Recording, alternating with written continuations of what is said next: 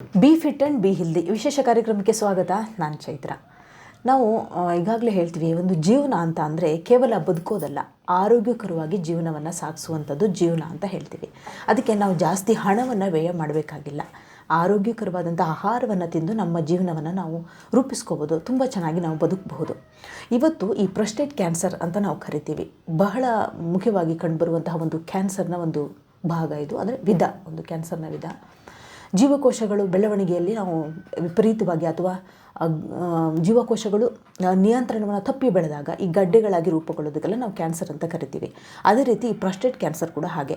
Prostate ಗ್ರಂಥಿಗಳು ನಿಯಂತ್ರಣವನ್ನು ತಪ್ಪಿ ಬೆಳೆದಾಗ ಅದು ಕೂಡ ಗಡ್ಡೆಗಳಾಗಿ ಕನ್ವರ್ಟ್ ಆಗುತ್ತೆ. ಸೊ ಇದಕ್ಕೆ ನಾವು ಪ್ರಾಸ್ಟೇಟ್ ಕ್ಯಾನ್ಸರ್ ಅಂತ ಕರಿತೀವಿ. ಈ ಕ್ಯಾನ್ಸರ್ ಯಾಕೆ ಬರುತ್ತೆ, ಆಮೇಲೆ ಜಾಸ್ತಿ ನಾವು ಹೆಚ್ಚಾಗಿದ್ದು ಪುರುಷರಲ್ಲಿ ಕಂಡುಬರುವಂತಹ ಒಂದು ಕ್ಯಾನ್ಸರ್. ಇದು ಯಾಕೆ ಬರುತ್ತೆ, ಜೊತೆಗೆ ಇದಕ್ಕೆಲ್ಲ ಏನೆಲ್ಲ ಟ್ರೀಟ್ಮೆಂಟ್ಗಳಿದೆ, ಹಾಗೆ ಇದರಲ್ಲಿ ಎಷ್ಟು ವಿಧಗಳಿದೆ, ಇದ್ರ ಬಗ್ಗೆ ಎಲ್ಲ ತಿಳಿಸ್ಲಿಕ್ಕೆ ನಮ್ಮ ಜೊತೆ ಇದ್ದಾರೆ ಇವತ್ತು ಸೆಲೆಬ್ರಿಟಿ ಫಿಟ್ನೆಸ್ ಹಾಗೂ ನ್ಯೂಟ್ರಿಷನ್ ಎಕ್ಸ್ಪರ್ಟ್ ಆದಂತಹ ವಿಶಾಲ್ ಸಂಜಯ್ ಶಿವಮ್ ಅವರು. ಸರ್, ಕಾರ್ಯಕ್ರಮಕ್ಕೆ ಸ್ವಾಗತ. ಓಕೆ, ನೀವು ಈ ಹಿಂದಿನ ಸಂಚಿಕೆಯಲ್ಲಿ ಬೇರೆ ಇನ್ನೊಂದು ವಿಧದ ಕ್ಯಾನ್ಸರ್ನ ಬಗ್ಗೆ ಮಾತನಾಡಿದ್ರಿ. ಇವತ್ತು ನಾವು ಈ ಪ್ರಾಸ್ಟೇಟ್ ಕ್ಯಾನ್ಸರ್ ಅಂತ ಕರಿತೀವಿ. ಸೊ ಬಹಳ ಮುಖ್ಯವಾಗಿ ಪುರುಷರಲ್ಲೇ ಈ ಕ್ಯಾನ್ಸರ್ ಕಂಡುಬರುವಂಥದ್ದು ಅಂತ. ಯಾಕೆ, ಏನು ಅಂತ ನೋಡಿ, ಪ್ರಾಸ್ಟೇಟ್ ಬಂದು ಕ್ಯಾನ್ಸರ್ ಬಂದು ಏನು ಹೇಳ್ತಾರೆ ಅಂತಂದರೆ ಮೇಲ್ ರೀಪ್ರೊಡಕ್ಟಿವ್ ಆರ್ಗನ್ ಅಂತ ಏನು ಹೇಳ್ತಾರೆ. ಅದರಲ್ಲಿ ಒಂದು ಚಿಕ್ಕದಾಗಿ ವಾಲ್ನಟ್ ಸೈಜ್ ರೂಪದಲ್ಲಿ ಇರುತ್ತೆ, ಅದು ಆ ಗ್ಲ್ಯಾಂಡ್ ಇರುತ್ತೆ. ಯಾವಾಗ ಈ ಪರ್ಟಿಕ್ಯುಲರ್ ಪ್ರಾಸ್ಟೇಟ್ ಗ್ಲ್ಯಾಂಡ್ ನಿಯಂತ್ರಣ ತಪ್ಪಿ ಅದು ಬೆಳೆಯೋದಕ್ಕೆ ಸ್ಟಾರ್ಟ್ ಆಗುತ್ತೆ, ಅವಾಗೇನಾಗುತ್ತೆ, ನಮ್ಮ ಏನು ಒಂದು ಪ್ರಕೃತಿ ಇದೆಯಲ್ಲ, ಯೂರಿನೇಷನ್ ಪ್ರಕೃತಿ, ಅದಕ್ಕೆ ಅದೇನು ಮಾಡುತ್ತೆ, ಇಂಪ್ಯಾಕ್ಟ್ ಮಾಡುತ್ತೆ. ಯಾವಾಗ ಅದು ಆ ಪರ್ಟಿಕ್ಯುಲರ್ ಪ್ರಕೃತಿಗೆ ಇಂಪ್ಯಾಕ್ಟ್ ಮಾಡೋಕ್ಕೆ ಸ್ಟಾರ್ಟ್ ಆಯಿತೋ, ಅದರದ್ದು ಪ್ರೋಸೆಸ್ನ ಸ್ಟಾಪ್ ಮಾಡೋಕ್ಕೆ ಸ್ಟಾರ್ಟ್ ಆಗುತ್ತಲ್ಲ, ಅವಾಗೇನಾಗುತ್ತೆ, ಆಟೋಮೆಟಿಕ್ಕಾಗಿ there are so many other symptoms start ಆಗುತ್ತೆ. ಯೂರಿನೇಷನ್ ತುಂಬಾ ಕಡಿಮೆ ಆಗೋದಾಗಲಿ ಆಗ ಸ್ಟಾರ್ಟ್ ಆಯಿತು ಅಂದರೆ ಅದು ಬ್ಲ್ಯಾಡ್ರಲ್ಲೇ ಅದು ಸೇವ್ ಆಗೋಕ್ಕೆ ಸ್ಟಾರ್ಟ್ ಆಗುತ್ತೆ. ಎಲ್ಲ ಫ್ಲೂಯಿಡ್ಸ್ ಎಲ್ಲ ಬ್ಲ್ಯಾಡ್ರಲ್ಲೇ ಸೇವ್ ಆಗುತ್ತೆ. ಎಷ್ಟು ಅದು ಬ್ಲ್ಯಾಡ್ರಲ್ಲಿ ಜಾಸ್ತಿ ಹೊತ್ತು ಅದು ಇರುತ್ತೋ ಅಷ್ಟೇನು ಮಾಡುತ್ತೆ, ಇನ್ಫೆಕ್ಷನ್ಗೆ ಕಾರಣ ಆಗುತ್ತೆ. ಸೊ ಅದಕ್ಕೆ ನಾವು ಎಲ್ರಿಗೂ ಏನು ಹೇಳ್ತೀವಿ ಅಂದರೆ, ಜನರಲ್ಲಾಗೆ ಯಾವುದೇ ಕಾರಣಕ್ಕೂ ಬ್ಲ್ಯಾಡರ್ ಮೂವ್ಮೆಂಟ್ಸ್ ಆಯಿತು ಅಂದರೆ ನೀವು ಸ್ಟಾಪ್ ಮಾಡಬೇಡಿ. ನೇಚರ್ ಕಾಲ್ ಆಯಿತು ಅಂದರೆ ನೀವು ಯಾವುದೇ ಕಾರಣಕ್ಕೂ ಅದನ್ನ ತಡಿಬೇಡಿ. ಸರ್ಟನ್ ಟೈಮ್ವರೆಗೂ ಇಟ್ಸ್ ಅಬ್ಸಲ್ಯೂಟ್ಲಿ ಫೈನ್.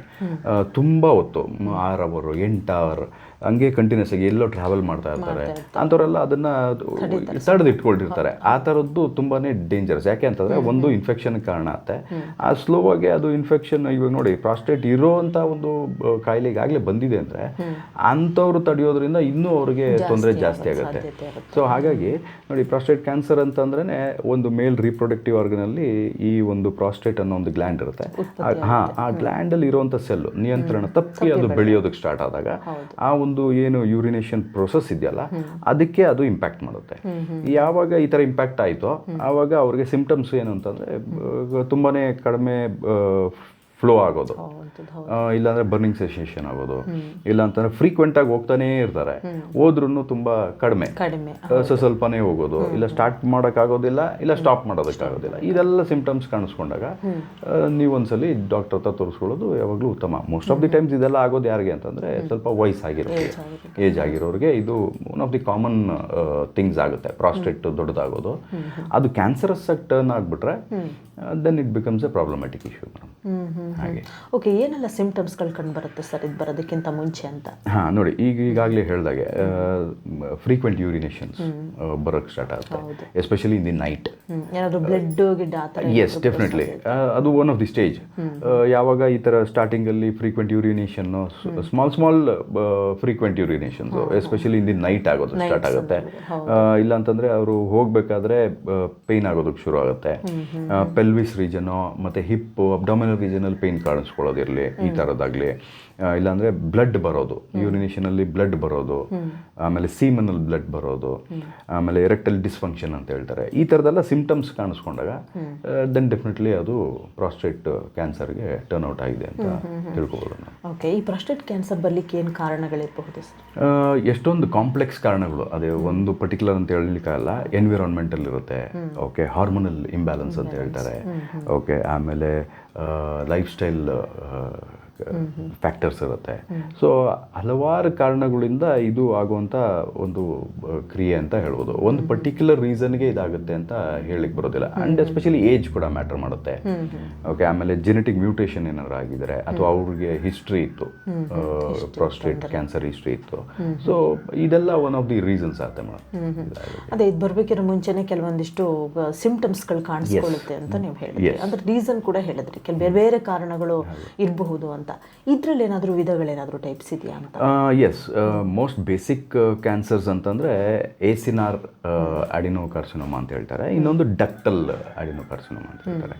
ಇದೆರಡು ಬಂದು ಕಾಮನ್ ಆಗಿ ಕಾಣಿಸ್ಕೊಳ್ಳುವಂಥ ಕ್ಯಾನ್ಸರ್ಸ್. ಅದರಲ್ಲೂ ಏಸಿನಾರ್ ಬಂದು ಫಸ್ಟ್ ಸ್ಟೇಜ್ ಅಂತ ಹೇಳ್ಬೋದು. ಆ ಗ್ಲ್ಯಾಂಡ್ಸಲ್ಲಿ ಈ ಥರ cancerous cells out of the control grow ಆಗೋದು. ಡಕ್ಟಲ್ ಸ್ಟೇಜಸಲ್ಲಿ ಏನಂದರೆ ಅದೊಂದು ಸ್ವಲ್ಪ ಫಾಸ್ಟಾಗೆ ಗ್ರೋ ಆಗುತ್ತೆ. ಸೊ ಇದೆರಡು ಮೇಜರಾಗೆ. ಆಮೇಲೆ ಟ್ರಾನ್ಸಿಷನಲ್ ಸೆಲ್ ಕ್ಯಾನ್ಸರ್ ಅಂತ ಹೇಳ್ತಾರೆ.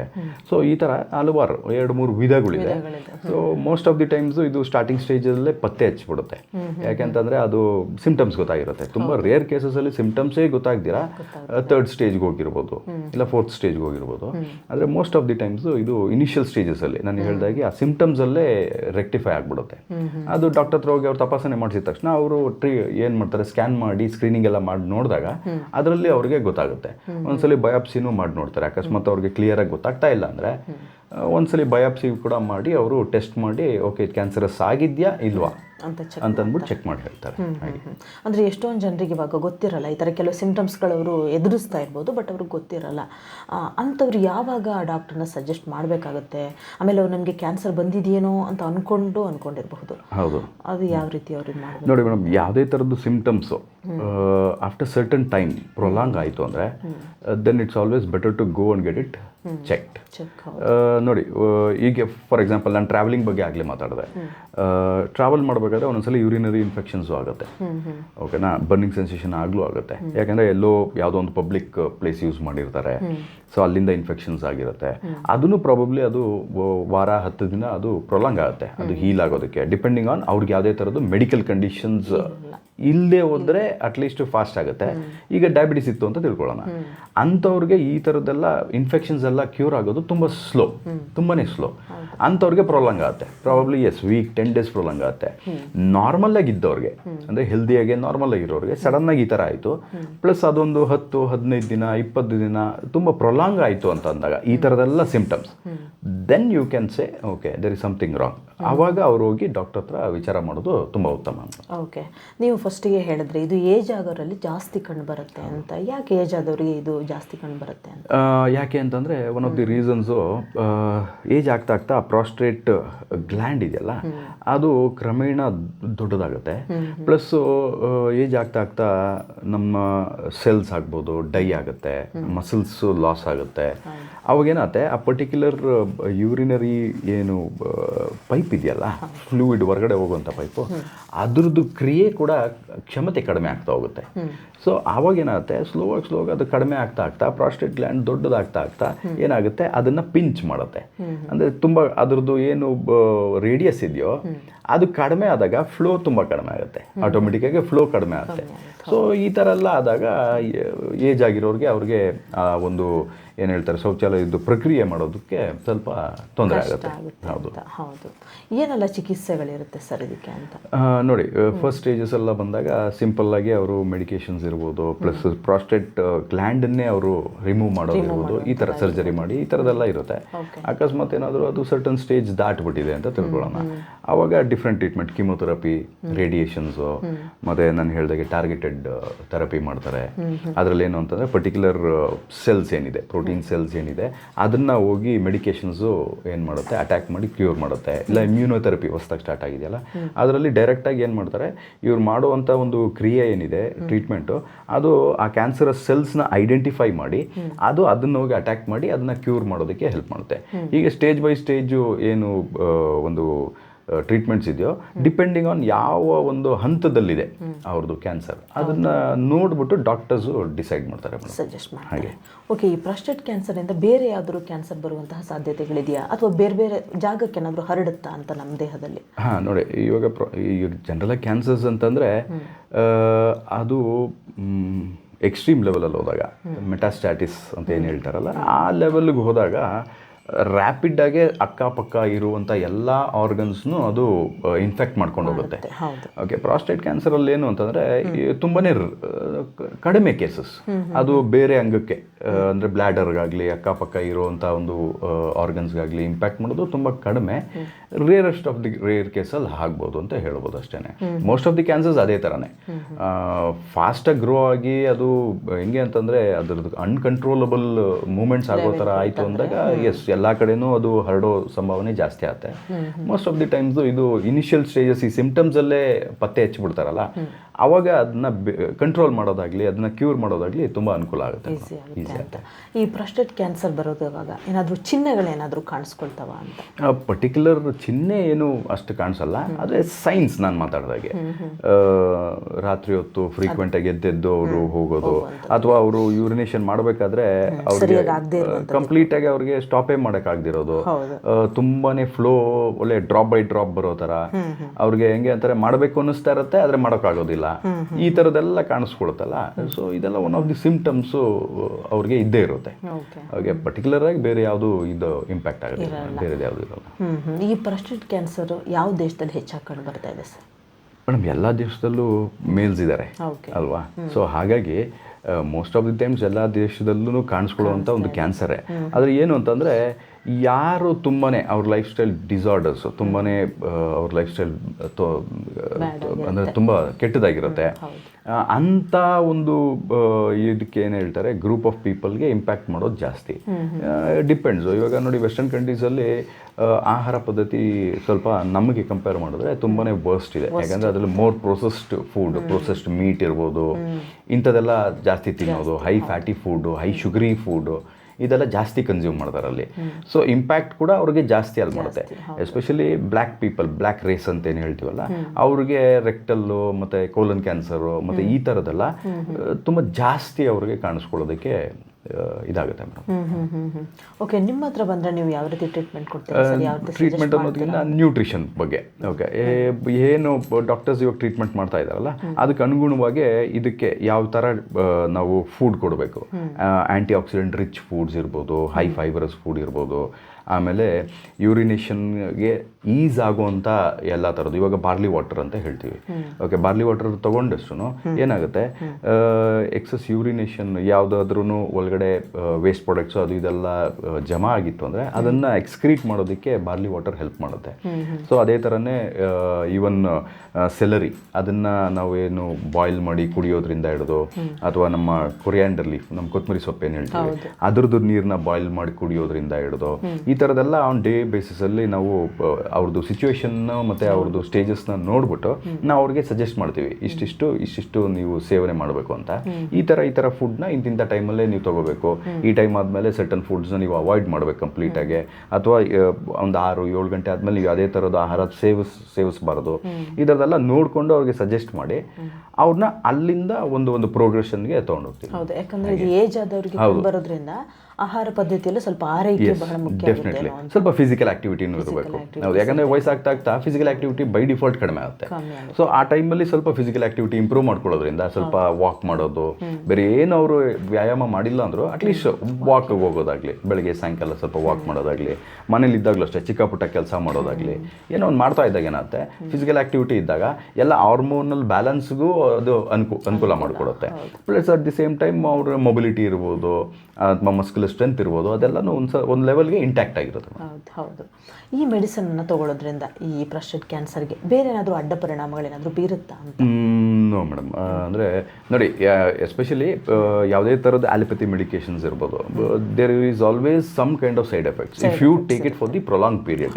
ಓಕೆ, ಸ್ಮಾಲ್ ಶಾರ್ಟ್ ಟೈಮಲ್ಲಾದರೆ ಯಾವುದೇ ಥರದ ಇಂಪ್ಯಾಕ್ಟ್ಸ್ ಆಗಲ್ಲ, ಬಟ್ ಪ್ರೊಲಾಂಗ್ ಪೀರಿಯಡಲ್ಲಿ ತೊಗೊಂಡಾಗ definitely there will be some or the other side effects. ಅದನ್ನ ನಾವು ಅಲ್ಲಿಗಡೆಕ್ಕಾಗೋದಿಲ್ಲ. ಇಂಪ್ಯಾಕ್ಟ್ ಆಗೇ ಆಗುತ್ತೆ, ಸೈಡ್ ಎಫೆಕ್ಟ್ಸ್ ಮಾಡುತ್ತೆ ಅನ್ನೋದು ಹೇಳಲಿಕ್ಕೆ ಬರಲ್ಲ ಮೇಡಮ್. ಅದೇ ಲಾಂಗರ್ ಪೀರಿಯಡ್. ಫಾರ್ ಎಕ್ಸಾಂಪಲ್ ನಾವು ಎಷ್ಟೊಂದು ಸಲ ಇವಾಗ ಡಯಾಬಿಟೀಸ್ ಬಗ್ಗೆ ನಾವು ಲಾಸ್ಟ್ ಎಪಿಸೋಡ್ಸೆಲ್ಲ ತುಂಬ ಹಿಂದೆ ಮಾತಾಡೋದ್ವಿ. ಸ್ಟ್ಯಾಟಿನ್ಸ್ ಅಂತ ಹೇಳ್ತಾರೆ, ಬ್ಲಡ್ ಥಿನ್ನರ್ಸ್ ಅಂತ. ಅದನ್ನ ಪ್ರೊಲಾಂಗ್ ಟೈಮಲ್ಲೇ ತೊಗೊಳ್ತಾರೆ. ಅದು ತೊಗೊಂಡಾಗ ಏನಾಗುತ್ತೆ ಅದು ನಾನಾ ಸೈಡ್ ಎಫೆಕ್ಟ್ಸ್ಗೆ ಅದು ಒಂದು ಕಾರಣ ಆಗುತ್ತೆ. ಆಗುತ್ತೆ. S, definitely. ಸೊ ಈ ಥರ ಮೆಡಿಕೇಶನ್ಸು ಲಾಂಗ್ ಡ್ಯೂರೇಷನ್, ಲಾಂಗ್ ಪೀರಿಯಡ್ವರೆಗೂ ತೊಗೊಂಡಾಗ ಇದ್ರದ್ದು ಮೆಡಿಕೇಶನ್ಸು ಡೆಫಿನೆಟ್ಲಿ ಅದು ಇಂಪ್ಯಾಕ್ಟ್ ಮಾಡುತ್ತೆ. ಮೋಸ್ಟ್ ಆಫ್ ದಿ ಟೈಮ್ಸು ಇದೆಲ್ಲ ಲಾಂಗ್ ಡ್ಯೂರೇಷನ್ ತೊಗೊಳ್ಳಲ್ಲ. ಯಾಕೆಂದರೆ ಪ್ರೊಸ್ಟೇಟ್ ಕ್ಯಾನ್ಸರ್ ಅದು ಇದಕ್ಕೆಲ್ಲ ಏನಾದರೂ ಒಂದು ಟ್ರೀಟ್ಮೆಂಟ್ ಮಾಡಿ, ಅದು ಸರ್ಜರಿ ಇದೆಲ್ಲ ಮಾಡಿ, ಕೀಮೋ ಆ ಥರ ಇದೆಲ್ಲ ಮಾಡಿಬಿಟ್ಟಿದ್ದಾರೆ ಈಗಾಗಲೇ ಅಂತಂದರೆ, ಸಂಪೂರ್ಣ ಗುಣಪಡಿಸಿದ್ದಾರೆ ಅಂತಂದರೆ ಮೆಡಿಕೇಶನ್ಸು ಜಾಸ್ತಿ ಪ್ರೊಲಾಂಗ್ ಆಗಲ್ಲ. ಏನಿದ್ರು ಫುಡ್ಡಲ್ಲಿ ಅವರು ಕಂಟ್ರೋಲ್ ಮಾಡಿಕೊಂಡು ಸ್ವಲ್ಪ ಫಿಸಿಕಲ್ ಆ್ಯಕ್ಟಿವಿಟಿ ಇನ್ವಾಲ್ವ್ ಮಾಡಿಕೊಂಡು ಅದನ್ನ ನಿಯಂತ್ರಣದಲ್ಲಿ ಇಟ್ಕೊಂಡು they can live normal life. ಇಲ್ಲಿ ಬೇರೆ ಕ್ಯಾನ್ಸರ್ಸ್ಗಾದರೆ ಕಷ್ಟ ಆಗುತ್ತೆ. ಎಸ್ಪೆಷಲಿ ಮೆಡಿಕಲ್ ಕಂಡೀಷನ್ಸ್ ಯಾವುದಾದ್ರು ನಾನು ಹೇಳಿದಾಗೆ ಮೆಟಬಾಲಿಕ್ ಕಂಡೀಷನ್ಸ್ ಅಂತ ಏನು ಹೇಳ್ತೀವಿ, ಆ ಥರ ಎಲ್ಲ ಇದ್ದಾಗ ಸ್ವಲ್ಪ ಇಂಪ್ಯಾಕ್ಟ್ ಆಗುತ್ತೆ ಮೆಡಿಕೇಶನ್ಸು. ಈಗ ಪುರುಷರು 50 ವರ್ಷ ಆದ ನಂತರ ಅವರು ಈ ತಪಾಸಣೆಯನ್ನು ಮಾಡಿಸ್ಕೊಳ್ಳೇಬೇಕಾ ಅಂತ? ಎಸ್ ಮೇಡಮ್, ನಾನು ಕೇಳಿದ್ರೆ ಇಟ್ಸ್ ಆಲ್ವೇಸ್ ಬೆಟರ್. ಹೇಗೆ ಅಂತಂದರೆ 50 ವರ್ಷ ಆಗ್ತಾ ಇದ್ದಾಗೆ ಅವರು ಈ ಥರದ್ದೆಲ್ಲ ಚಿಕ್ಕ ಪುಟ್ಟ ಸ್ಕ್ರೀನಿಂಗ್ಸ್ ಎಲ್ಲ ಮಾಡಿಸ್ಕೊಳ್ಳೋದು, ವರ್ಷದಲ್ಲಿ ಒಂದು 2 ಸಲ 3 ಸಲ ಬ್ಲಡ್ ವರ್ಕ್ ಮಾಡಿಸೋದು, ಇದೆಲ್ಲ ಮಾಡಿಸೋದ್ರಿಂದ ಏನಾಗುತ್ತೆ, ಒಳಗಡೆ ನಮ್ಮ ಆರ್ಗನ್ಸ್ ಹೇಗೆ ಕೆಲಸ ಮಾಡ್ತಾ ಇದೆ ಅನ್ನೋದು ನಮಗೆ ತಿಳ್ಕೊಬೋದು. ಪ್ಲಸ್ ಏನಾದರೂ ವ್ಯತ್ಯಾಸ ಆಗಿದ್ರೆ ಇನಿಷಿಯಲ್ ಸ್ಟೇಜಸಲ್ಲಿ ಅದನ್ನ ರೆಕ್ಟಿಫೈ ಮಾಡಿ ಅದನ್ನು ಸರಿಪಡಿಸ್ಬೋದು, ಗುಣಪಡಿಸ್ಕೋಬೋದು. ಮೋಸ್ಟ್ ಆಫ್ ದಿ ಟೈಮ್ಸ್ ಏನು ಮಾಡ್ತಾರೆ, ವಯಸ್ಸಾಗ್ತಾ ಇದಕ್ಕೆಲ್ಲ ಯಾರು ಅಷ್ಟೊಂದು ಇದು ಮಾಡಲ್ಲ. ಎಲ್ಲಿವರೆಗೂ ನಾರ್ಮಲ್ ಹ್ಯೂಮನ್ ಬೀಯಿಂಗ್ ನೇಚರ್ ಏನು ಅಂದರೆ, ನಮ್ಗೇನಾದ್ರು ಪ್ರಾಬ್ಲಮ್ ಆದಾಗಲೇ ಅದಕ್ಕೆ ಸೊಲ್ಯೂಷನ್ ಹುಡ್ಕೊಂಡು ಹೋಗ್ತೀವಿ. ಮುಂಚಿತವಾಗಲೇ ಆ ಪ್ರಾಬ್ಲಮ್ ಬರದೇ ಇರೋ ಥರ ನಾವು ಯಾವುದೇ ಥರದ್ದು ಎನ್ವಿರಾನ್ಮೆಂಟ್ ಕ್ರಿಯೇಟ್ ಮಾಡ್ಕೊಳ್ಳೋದಕ್ಕೆ ನಾವು ಯೋಚನೆ ಮಾಡಲ್ಲ. ಸೊ ಹಾಗೇನೆ ರೋಗ ಬಂದಾಗ ಮಾತ್ರ ನಾವು ಡಾಕ್ಟರ್ ಹತ್ರ ಹೋಗಿ ಅದಕ್ಕೆ ಏನಾಗಿದೆ ಆಮೇಲೆ ಅದಕ್ಕೆ ಟ್ರೀಟ್ಮೆಂಟ್ ಮಾಡಿಸೋದು ಅದು ಇದೆಲ್ಲ ಮಾಡ್ತಾರೆ. ಪ್ಲಸ್ ಲೈಫ್ ಸ್ಟೈಲ್ ಕರೆಕ್ಷನ್ಸ್ ಮಾಡ್ತಾರೆ ಹೊರತು ನಾನು ಮುಂಚಿತವಾಗ್ಲೇ ನನ್ನ ಲೈಫ್ ಸ್ಟೈಲ್ ಚೆನ್ನಾಗಿ ಇಟ್ಕೊಂಡ್ರೆ ನಾನು ಯಾವುದೇ ಥರದ್ದು ರೋಗಕ್ಕೆ ನಾನು ಆಹ್ವಾನ ಪತ್ರಿಕೆ ಕೊಡೋದಿಲ್ಲ ಅಂತ ಯೋಚನೆ ಮಾಡಲ್ಲ. ಹಾಗೆ 50 ಇಯರ್ಸ್ ಆದಮೇಲೆ ಡೆಫಿನೆಟ್ಲಿ ಸ್ಕ್ರೀನಿಂಗ್ ಮಾಡಿಸೋದು ತುಂಬ ಅನುಕೂಲ ಅಂತ. ಈ ಪ್ರೊಸ್ಟೇಟ್ ಕ್ಯಾನ್ಸರ್ ಒಂಥರ ಸೈಲೆಂಟ್ ಕಿಲ್ಲರ್ ಥರನಾ ಅಂತ? ಹೌದು, ಅದು ಡೆಫಿನೆಟ್ಲಿ ಅದು ಸೈಲೆಂಟ್ ಕಿಲ್ಲರ್. ಯಾಕೆಂದರೆ ಎಷ್ಟೊಂದು ಸಲ ನಾನು ಹೇಳಿದಾಗೆ, ಈಗ ಫ್ರೀಕ್ವೆಂಟ್ ಟ್ರಾವೆಲಿಂಗ್ ಯಾರೋ ಮಾಡ್ತಾ ಇದ್ದಾರೆ ಅಂತ ತಿಳ್ಕೊಳ್ಳೋಣ, ಅವರಿಗೆ ಫ್ರೀಕ್ವೆಂಟಾಗಿ ಈ ಥರದ್ದೆಲ್ಲ ಸಿಂಪ್ಟಮ್ಸ್ ಕಾಣಿಸ್ಕೊಳ್ತಾನೆ ಇರುತ್ತೆ. ಅವ್ರದ್ದು ಅಷ್ಟೊಂದು ಸ್ಟ್ರಾಂಗ್ ಇಲ್ಲ ಅವ್ರದ್ದು ಇಮ್ಯೂನ್ ಸಿಸ್ಟಮು ಇದನ್ನೆಲ್ಲ ಪ್ರೊಟೆಕ್ಟ್ ಮಾಡೋದಕ್ಕೆ ಇನ್ಫೆಕ್ಷನ್ಸಿಂದ ಅಂತಂದಾಗ ಅವ್ರಿಗೆ ಫ್ರೀಕ್ವೆಂಟಾಗಿ ಇದೆಲ್ಲ ಕಾಣಿಸ್ತಾ ಇರುತ್ತೆ. ಸೊ ಅವ್ರೇನು ಅಂದ್ಕೊಳ್ತಾರೆ, ನಾನು ಪ್ರತಿ ಸಲ ನಾನು ಈ ಥರ ಔಟ್ ಸ್ಟೇಷನ್ ಹೋದ್ನೋ, ಎಲ್ಲೋ ಟ್ರಾವೆಲ್ ಮಾಡಿದ್ನೋ, ಎಲ್ಲೋ ಯಾವುದೋ ಒಂದು ಪಬ್ಲಿಕ್ ಪ್ಲೇಸ್ ಯೂಸ್ ಮಾಡಿದೆ ನೇಚರ್ ಕಾಲ್ಗೆ ಅಂತ ಹೇಳಿದಾಗ ಅವ್ರಿಗೆ ಬರ್ತಾ ಇದ್ದರೆ ಅವ್ರೇನು ಅಂದ್ಕೊಳ್ತಾರೆ, ಇದು ಕಾಮನ್ ಅಂತ ಅಂದ್ಕೊಂಡು ಅವರು ಅದಕ್ಕೆ ಏನು ಬೇಕೋ ಆ ಪರ್ಟಿಕ್ಯುಲರ್ ಟೈಮ್ಗೆ ಅದನ್ನು ಸಬ್ಸೈಡ್ ಮಾಡೋದಕ್ಕೆ ಏನೆಲ್ಲ ಸ್ಮಾಲ್ ಮೆಡಿಕೇಶನ್ಸ್ ಬೇಕೋ ಅದನ್ನು ಮಾಡ್ಕೊಳ್ತಾ ಇರ್ತಾರೆ. ಅಷ್ಟೇ ಹೊರತು ಅವ್ರು ಮುಂದೆ ಆಲೋಚನೆ ಮಾಡಲ್ಲ, ಇದು ಕಾಮನ್ ಬಿಡು ನನಗೆ ಅಂತ ಅಂದ್ಕೊಂಡು. ಯಾವಾಗ ಆ ಥರ ಅಂದ್ಕೊಂಡು ಅವರು ಮುಂದೆ ಹೊರದಾಗ ಅದು ಸ್ಟೇಜಸ್ಸು ತುಂಬ ಮೇಲೆ ಹೋಗ್ಬಿಟ್ಟಿರುತ್ತೆ. 3rd 4th ಸ್ಟೇಜ್ಗೆ ಹೋಗಿ ಅದು ತುಂಬಾ ಡೇಂಜರಸ್ ಆಗುವಂಥ ಸಿಚುವೇಶನ್ ಯಾವಾಗ ಬರುತ್ತೆ ಅಂದರೆ, ಕಂಪ್ಲೀಟಾಗಿ ಅವ್ರಿಗೆ ಯೂರಿನೇಷನಲ್ಲಿ ತುಂಬ ಬ್ಲಡ್ ಬರೋಕ್ಕೆ ಸ್ಟಾರ್ಟ್ ಆಯಿತು, ತುಂಬಾ ಪೇಯ್ನ್ ಪೆಲ್ವಿಕ್ ರೀಜನಲ್ಲಿ ತುಂಬ ಪೇಯ್ನ್ ಸ್ಟಾರ್ಟ್ ಆಗುತ್ತೆ, ಅವ್ರಿಗೆ ಯಾವುದೇ ಥರದ್ದು ಡೇ ಟು ಡೇ ಆ್ಯಕ್ಟಿವಿಟೀಸೇ ಮಾಡದೇ ಇರೋ ಥರ ಆಯಿತು. ಆವಾಗ ಅವ್ರಿಗೆ ಅನಿಸುತ್ತೆ, okay there is something really bad which has happened inside ಅಂತ. ಆಗೋಗಿ ತಪಾಸಣೆ ಮಾಡಿಸಿದಾಗ ಡಾಕ್ಟರ್ಸ್ ವಿಲ್ ಬಿ ಶಾಕ್ಡ್. ಏನಕ್ಕೆ ಅಂತಂದರೆ ಆ ಸ್ಟೇಜ್ಗೆ 4th ಸ್ಟೇಜ್ ಹೋಗಿದೆ, ತುಂಬಾ ಲೇಟಾಗಿ ಬಂದಿದ್ದೀರಲ್ಲ ಸರ್ ಅಂತ ಅವಾಗ ಅವ್ರು ಹೇಳ್ತಾರೆ. ಅವಾಗ ಇವ್ರು ಏನು ಹೇಳ್ತಾರೆ, ಇಲ್ಲ ಸರ್ ನಾನು ಜನರಲಾಗಿ ಫ್ರೀಕ್ವೆಂಟಾಗಿ ಟ್ರಾವೆಲ್ ಮಾಡಿದಾಗೆಲ್ಲ ಈ ಥರ ಆಗ್ತಾ ಇರುತ್ತೆ ಅಂತ. ದೆನ್ ಪ್ರಾಬ್ಲಿ ಡಾಕ್ಟರ್ಸ್ ಹೇಳ್ತಾರೆ, ನೋಡಿ ನೀವು ಫಸ್ಟೇ ಯಾವಾಗಾದರೂ ಈ ಥರ ಮಾಡಿಸ್ಕೊಂಡಿದ್ದಿದ್ರೆ ಸ್ಕ್ರೀನಿಂಗ್ ಅಟ್ಲೀಸ್ಟು ನಿಮಗೆ ಮುಂಚಿತವಾಗೇ ಗೊತ್ತಾಗಿರ್ತಾ ಇತ್ತು ಅಂತ ಅವ್ರಿಗೆ ಒಂದು ಎಕ್ಸ್ಪ್ಲೈನ್ ಮಾಡಿ ಹೇಳ್ತಾರೆ. ಸೊ ನಾವೇನು ಹೇಳಕ್ಕೆ ಪ್ರಯತ್ನ ಪಡ್ತಾ ಇದ್ದೀನಿ ಅಂದರೆ, ಆದಷ್ಟು ಒಂದು ಏಜ್ ಆದಮೇಲೆ, ಒಂದು 45-50 ಇಯರ್ಸ್ ಆದಮೇಲೆ ದಯವಿಟ್ಟು ಇದ್ರ ಮೇಲೆ ಸ್ವಲ್ಪ ಜಾಸ್ತಿ ಗಮನ ಕೊಡಬೇಕು. ಈ ಥರದ್ದೆಲ್ಲ ಏನಾದ್ರು ಇವೆಂಟ್ಸ್ ಆಗ್ತಾ ಇದೆ ಅಂದರೆ ಒಂದ್ಸಲ ಯಾವುದಕ್ಕೂ ಸ್ಕ್ರೀನಿಂಗು ತಪಾಸಣೆ ಮಾಡಿಸೋದು, ಡಾಕ್ಟರ್ ಹತ್ರ ಚೆಕ್ ಮಾಡೋದು, ಇಟ್ಸ್ ಆಲ್ವೇಸ್ ಬೆಟರ್ ಅಂತ ನಾನು ಹೇಳ್ತೀನಿ. ಓಕೆ, ಈ ಪ್ರೊಸ್ಟೇಟ್ ಕ್ಯಾನ್ಸರ್ ಬರದೇ ಇರೋ ಹಾಗೆ ಪುರುಷರು ಯಾವ ರೀತಿ ಮುನ್ನೆಚ್ಚರಿಕೆಯನ್ನು ವಹಿಸಬೇಕಾಗುತ್ತೆ ಅಂತ? ಮೋಸ್ಟ್ ಆಫ್ ದಿ ಟೈಮ್ಸ್ ನಾನು ಹೇಳಿದಾಗೆ ಹೇಳ್ದಲ್ಲ, ನಮ್ಮ ಲೈಫ್ ಸ್ಟೈಲ್ ಚೆನ್ನಾಗಿರಬೇಕು, ನಮ್ಮ ಆಹಾರ ಪದ್ಧತಿ ಚೆನ್ನಾಗಿರಬೇಕು, ಆಮೇಲೆ ನಮ್ಮ ಫಿಸಿಕಲ್ ಆ್ಯಕ್ಟಿವಿಟಿ ಯಾವ್ದು ರೀತಿಯಲ್ಲಾದರೂ ಪರವಾಗಿಲ್ಲ, ಅದು ಒಂದು ಡೈಲಿ ರುಟೀನಲ್ಲಿ ಒಂದು ಫಿಸಿಕಲ್ ಆ್ಯಕ್ಟಿವಿಟಿ ಇರಲೇಬೇಕು. ಓಕೆ, ಅದಾದಮೇಲೆ ತುಂಬಾ ಬ್ಲ್ಯಾಡರ್ ಫಿಲ್ ಆಗಿದ್ಮೇಲೆ ಹೋಲ್ಡ್ ಮಾಡಿ ಇಟ್ಕೊಳ್ದೇ ಇರೋವಂಥದ್ದು. ಮೋಸ್ಟ್ ಆಫ್ ದಿ ಟೈಮ್ಸ್ ಏನಾಗುತ್ತೆ, ಇವಾಗ MNCs ಅದು ಇದೆಲ್ಲ ಕೆಲಸ ಮಾಡೋರು ಪಾಪ ಅವ್ರ ಮನೆಯಲ್ಲಾದ್ರು ಮಾಡಲಿ ಅಥವಾ ಹೊರಗಡೆ ಆಫೀಸ್ಗೆ ಹೋಗೋರು ಮಾಡಲಿ, ಏನು ಮಾಡ್ತಾರೆ ಅಂದರೆ ಅವರು ಕಂಟಿನ್ಯೂಸ್ ಆಗಿ ಕಂಪ್ಯೂಟರ್ಸ್ ಮುಂದೆ ಕೂತ್ಕೊಂಡೇ ಇರ್ತಾರೆ, ನಾನ್ ಸ್ಟಾಪ್ ಕೆಲಸ ಮಾಡ್ತಾ ಇರ್ತಾರೆ. ಅವ್ರಿಗೆ ಅನ್ನಿಸ್ತಾ ಬೌಲ್ ಮೂವ್ಮೆಂಟ್ಸ್ ಆಗ್ತಾ ಇರುತ್ತೆ, ಆ ಒಂದು ಇದು ಕ್ರಿಯೆ ಹೋಗ್ಬೇಕು ಅಂತ ಅನ್ನಿಸ್ತಾ ಇರುತ್ತೆ. ಇನ್ನೊಂದು ಸ್ವಲ್ಪ ಹೊತ್ತು ಬಿಟ್ಟು ಹೋಗೋಣ ಅಂತಾರೆ, ಸಡನ್ ಆಗಿ ಇನ್ನೊಂದು ಯಾವುದೋ ಒಂದು ಕಾಲ್ ಬರುತ್ತೆ ಅವ್ರಿಗೆ, ಇನ್ನೊಂದು ಯಾವುದೋ ವಿಡಿಯೋ ಕಾಲ್ ಬರುತ್ತೆ ಅಥವಾ ಸಬಾರ್ಡಿನೇಟ್ಸ್ ಏನೋ ಮಾತಾಡ್ತಾರೆ, ಆ ಇದರಲ್ಲಿ ಅವ್ರು ಮರ್ತೋಗ್ತಾರೆ. ಅದೇನಾಗುತ್ತೆ ಆ ಒಂದು ಅರ್ಜೆನ್ಸಿ ಏನಿದೆಯೋ ಅದು ಸಬ್ಸೈಡ್ ಆಗುತ್ತೆ, ತಿರ್ಗಾ ಸ್ವಲ್ಪ ಹೊತ್ತು ಬಿಟ್ಟು ಸ್ಟಾರ್ಟ್ ಆಗುತ್ತೆ. ಈ ಥರ ಅವರು ತಡೆದು ಒಂದು 5 ಅವರ್ 6 ಅವರ್ 8 ಅವರ್ಸು ಈ ಥರ ತಡೆದ್ಬಿಟ್ಟು ಆಮೇಲೆ ಹೋಗ್ತಾರಲ್ಲ, ಅಂಥವ್ರಿಗೆ ಜಾಸ್ತಿ ಇಂಪ್ಯಾಕ್ಟ್ ಆಗುತ್ತೆ, ಇನ್ಫೆಕ್ಷನ್ಸು ಈ ಥರ ಇಂಪ್ಯಾಕ್ಟ್ ಆಗೋದು ಜಾಸ್ತಿ ಆಗುತ್ತೆ. ಸೊ ಅಂಥದ್ದನ್ನೆಲ್ಲ ಸ್ವಲ್ಪ ಅವಾಯ್ಡ್ ಮಾಡಬೇಕು ಅಂತ ನಾನು ಹೇಳ್ತೀನಿ. ಆದಷ್ಟು ನೇಚರ್ ಕಾಲ್ ಏನಾದರೂ ನಿಮ್ಗೆ ಅನ್ನಿಸ್ತು ಅಂತಂದರೆ ಫಸ್ಟ್ ಅದಕ್ಕೆ ನೀವು ಆನ್ಸರ್ ಮಾಡಿ. ಬೇರೆಯವ್ರಿಗೆ ಆನ್ಸರ್ ಮಾಡ್ಬೋದು, ಆಮೇಲೂ ಮಾಡ್ಬೋದು. ಇದು ದೇಹನ ಕೆಡಿಸ್ಬಿಟ್ರೆ ನೀನು ಆಮೇಲೆ ನೀವು ಕೂತ್ಕೊಂಡು ಕೆಲಸನೂ ಮಾಡ್ಲಿಕ್ಕಾಗಲ್ಲ, ಯಾವುದೇ ಥರದ್ದು ನಮ್ಮ ಡೈಲಿ ರುಟೀನೇ ಮಾಡೋದಕ್ಕಾಗಲ್ಲ. ಸೊ ಆದಷ್ಟು ಈ ಥರ ಒಂದು ವಿಚಾರದ ಬಗ್ಗೆ ಸ್ವಲ್ಪ ಗಮನ ಇರಬೇಕು. ಎಸ್ಪೆಷಲಿ ಚಿಕ್ಕ ವಯಸ್ಸವ್ರಿಗೆ ಇದಾಯಿತು ಅಂತ ತಿಳ್ಕೊಳ್ಳೋಣ. ಈ ಥರದ್ದೆಲ್ಲ ಪ್ರಾಸ್ಟೇಟ್ ಇಶ್ಯೂ ಆಯಿತು ಅಂತಂದರೆ ಅದು ಮೇಜರ್ ಆಗಿ ಹಾರ್ಮೋನಲ್ ಇಂಬ್ಯಾಲೆನ್ಸಸ್ ಇದೆ, high testosterone production, androgen imbalance, ಈ ಥರದ್ರಿಂದನೇ ಆಗಿರುತ್ತೆ. ಮೋಸ್ಟ್ ಆಫ್ ದಿ ಟೈಮ್ಸ್ ನಾನು ಹೇಳಬೇಕು ಅಂತಂದರೆ ಈ ಥರದ್ದೆಲ್ಲ ಕಾಣಿಸ್ಕೊಳ್ಳೋದು ಈ ನಮ್ಮ ಬಾಡಿ ಬಿಲ್ಡಿಂಗ್ ಫೀಲ್ಡಲ್ಲಿ. ಯಾಕಂದರೆ ಬಾಡಿ ಬಿಲ್ಡಿಂಗ್ ಫೀಲ್ಡಲ್ಲಿ ಏನು ಮಾಡ್ತಾರೆ ಅಂತಂದರೆ ದೇಹನ ತುಂಬ ಚೆನ್ನಾಗಿ ಬೆಳೆಸೋದಕ್ಕೆ, ಆ ಲೆವೆಲ್ಗೆ, ಅದು ಕಾಂಪಿಟೇಟಿವ್ ಲೆವೆಲ್ಗೆ ಹೋಗೋದಕ್ಕೆ ಸರ್ಟನ್ ಕೈಂಡ್ಸ್ ಆಫ್ ಸಬ್ಸ್ಟೆನ್ಸಸ್ನ ಯೂಸ್ ಮಾಡ್ತಾರೆ. ಓಕೆ, ಆ ಸಬ್ಸ್ಟೆನ್ಸಸ್ನೆಲ್ಲ ಯೂಸ್ ಮಾಡಿದಾಗ ಏನಾಗುತ್ತೆ, ಪ್ರಾಸ್ಟೇಟ್ ಗ್ಲ್ಯಾಂಡ್ ಕೂಡ ಫಾಸ್ಟಾಗಿ ಗ್ರೋ ಆಗೋದಕ್ಕೆ ಅದು ಏನು ಮಾಡುತ್ತೆ, ಇಂಪ್ಯಾಕ್ಟ್ ಆಗುತ್ತೆ. ಯಾಕಂದರೆ ಹೈ ಟೆಸ್ಟೋಸ್ಟಿರೋನ್ ಲೆವೆಲ್ಸ್ ಬಾಡಿಯಲ್ಲಿ ಸರ್ಜ್ ಆದಾಗ, which is not produce by our own body, ಏನಾಗುತ್ತೆ, ಅಬ್ನಾರ್ಮಲ್ ಆಗಿ ಎಲ್ಲ ಒಂದು ಅಂಗಗಳೂ ಗ್ರೋ ಆಗಕ್ಕೆ ಸ್ಟಾರ್ಟ್ ಆಗುತ್ತೆ, which is not natural in nature. So ಇಂಥ ಒಂದು ಪ್ರಕ್ರಿಯೆ ಏನಾಗುತ್ತೆ ಬಾಡಿ ಬಿಲ್ಡಿಂಗ್ ಫೀಲ್ಡಲ್ಲಿ ಜಾಸ್ತಿ ಇದೆ. ಅದರಲ್ಲೂ ಯಾರಾದ್ರೂ ಒಳ್ಳೆ ಗೈಡೆನ್ಸ್ ಇದ್ದು ಡಾಕ್ಟರ್ಸು, ಸ್ಪೋರ್ಟ್ಸ್ ಡಾಕ್ಟರ್ಸ್ ಇರ್ಬೋದು, ಸ್ಪೋರ್ಟ್ಸ್ ಫಿಸಿಷಿಯನ್ಸ್ ಇರ್ಬೋದು, ಸ್ಪೋರ್ಟ್ಸ್ ನ್ಯೂಟ್ರಿಷನಿಸ್ಟ್ ಇರ್ಬೋದು, ಸ್ಪೋರ್ಟ್ಸ್ ಸ್ಪೆಸಿಫಿಕ್ ಟ್ರೈನಿಂಗ್ ಕೋಚ್ ಇರ್ಬೋದು, ಇವ್ರನ್ನೆಲ್ಲ ಜೊತೇಲಿಟ್ಕೊಂಡು ಅವರು ಆ ಒಂದು ಏನು ಹೇಳ್ತಾರೆ ಅವ್ರ ಕರಿಯರ್ ಅಥವಾ ಅವರೊಂದು ಆ ಪ್ರೊಸೆಸ್ನ ಮಾಡ್ತಾ ಇದ್ದಾರೆ, ಬಾಡಿ ಬಿಲ್ಡಿಂಗ್ ಪ್ರೊಸೆಸ್ ಮಾಡ್ತಾ ಇದ್ದಾರೆ ಅಂತ ಅಂದಾಗ ದೆನ್ ಇಟ್ ಕ್ಯಾನ್ ಬಿ ಕೌಂಟರ್ಡ್. ಅದಕ್ಕೇನೆಲ್ಲ ಬೇಕು, ಇವಾಗ ಹೈ ಆಂಡ್ರೋಜೆನಿಕ್ ಪ್ರೊಡಕ್ಷನ್ಸ್ದು ನಾವು ಸಬ್ಸ್ಟೆನ್ಸಸ್ ಯೂಸ್ ಮಾಡ್ತಾ ಇದ್ದೀವಿ ಅಂತ ಅಂದಾಗ ಈ ಥರದ್ದೆಲ್ಲ ಪ್ರಾಸ್ಟೇಟ್ ಗ್ಲ್ಯಾಂಡು ಗ್ರೋ ಆಗುತ್ತೆ ಅಂತ ಅವ್ರಿಗೆ ಗೊತ್ತಿರುತ್ತೆ. ಅದನ್ನು ಹೇಗೆ ತಡೆಯೋದು ಗ್ರೋ ಆಗದೆ ಇರೋ ಥರ, ಅದಕ್ಕೆ ಯಾವ್ಯಾವ ಥರ ಕೌಂಟರ್ ಮೆಡಿಕೇಶನ್ಸ್ ಬೇಕು ಅದನ್ನೆಲ್ಲ ಡಾಕ್ಟರ್ಸು ಇವರೆಲ್ಲ ಸಜೆಸ್ಟ್ ಮಾಡ್ತಾರೆ. ಅದಕ್ಕೆ ತಕ್ಕನಾಗೆ ನ್ಯೂಟ್ರಿಷನು ಅದೆಲ್ಲನೂ ಇಂಪ್ಯಾಕ್ಟ್ ಮಾಡುತ್ತೆ.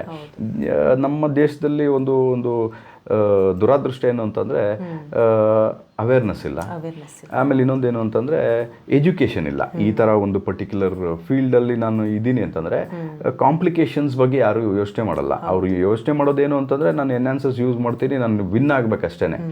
ಆ ವಿನ್ ಆದಮೇಲೆ ಇರೋವಂಥ ಒಂದು ಡಿಸ್ಟ್ರಕ್ಟಿವ್ ಪ್ರೊಸೆಸ್ ಏನಿದೆ ಅದ್ರ ಬಗ್ಗೆ ಮುಂಚೆ ಆಲೋಚನೆ ಮಾಡುವಂಥ ಒಂದು ಪ್ರವೃತ್ತಿನೇ ಯಾರಿಗೂ ಇಲ್ಲ.